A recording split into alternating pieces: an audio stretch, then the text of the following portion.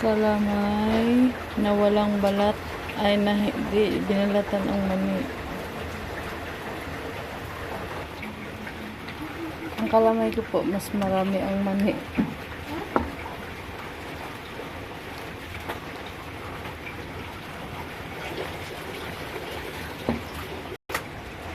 Tingnan niyo po, ang kalamay ko, puro mani na. Mas marami ang mani.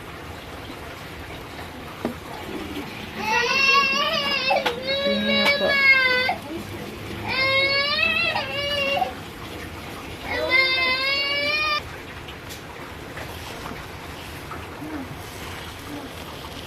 Ano kaya shampoo mo? Mama! Siya yan? Yung kalamay ko, tingnan niyo po. Guys, Ito na yan po ang kinalabasan ng luto kong kalamay na puro mani.